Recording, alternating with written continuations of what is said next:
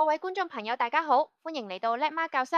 之前叻媽同大家傾過晒揀樓方向、財務防身術同業主權利。今日我哋要深入一個真正實戰嘅技術層面，按揭申請嘅時間同策略。好多朋友以為按揭係揀咗樓簽臨約先去做嘅事，錯啦！叻媽今日要同大家分享一個高手常用嘅策略，騎牛揾馬，提早攞定入場券，保住靚利率，又可以慢慢揀最靚嘅銀行 offer。準備好未？我哋立即開始。提提大家。叻媽而家已經開通咗宏志願業主群組啦！如果你想同未來嘅鄰居交流，又或者有揀樓方面嘅疑問，快啲掃描我哋嘅 QR code 啦！我哋會有定時嘅分享，包括幾時做按揭、幾時收樓、裝修攻略等等，等大家一齊互相幫助，開開心心準備入伙。而家我哋正式拆解下朋友仔嘅提問，要玩好按揭策略，第一步就係明白點解要提早足足12個月申請按揭。宏志願嘅關鍵日期係2026年5月底，即係有樓花期。叻媽強烈建議大家喺預計入伙前大約12個月就開始着手搞按揭，原因有3大點。第一，摸清自己同家人嘅財務健康狀況。大家以為供款能力好輕鬆，做一次預先批核就一清二楚。銀行會審查大家嘅收入、擔保人如果有嘅收入。第三，信貸記錄 TU。第四，所有債務記錄。有時候一啲大家唔為意嘅卡數、分期，甚至信貸記錄上嘅小瑕疵，都會影響審批。提早做就係為自己爭取時間，清還卡數，改善信貸評分，執靚盤數，避免到臨門一腳先發現按揭批唔足，搞到手忙腳亂。第二，鎖定當時最優惠嘅按揭計劃條款。銀行嘅按揭優惠，比如利率、現金回贈，會隨市場變動。例如今日可能係 H+1.3。3個月後可能已經冇咗。如果大家提早申請並獲得初步批核，銀行通常會話鎖定該套優惠3至6個月，等同攞住一張保險單，之後市場加息定減息都有個底喺手。第三，為騎牛揾馬策略創造條件，攞到第一個 offer 就係大家嘅牛有咗底氣，就可以慢慢向其他銀行查詢，喺之後幾個月甚至半年嘅時間裏慢慢揾馬。明白咗點解要提早申請？下一步就同大家解釋咩係騎牛揾馬策略，點樣操作。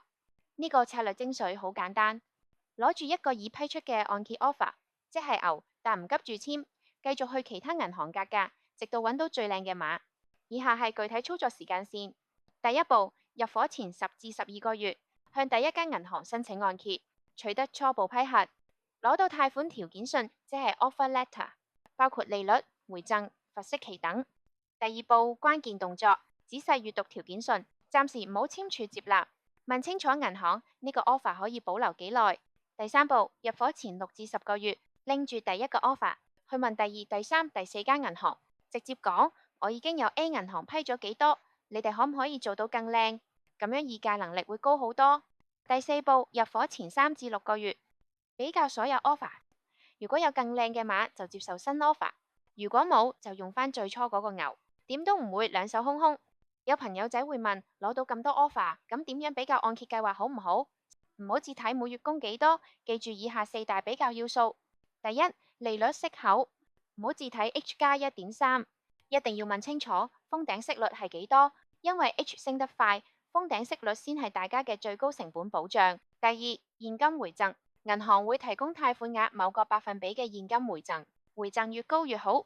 但如果回贈超過貸款額1%，會從貸款額扣除。問清楚回贈幾時發放，通常係提取貸款後1個月內。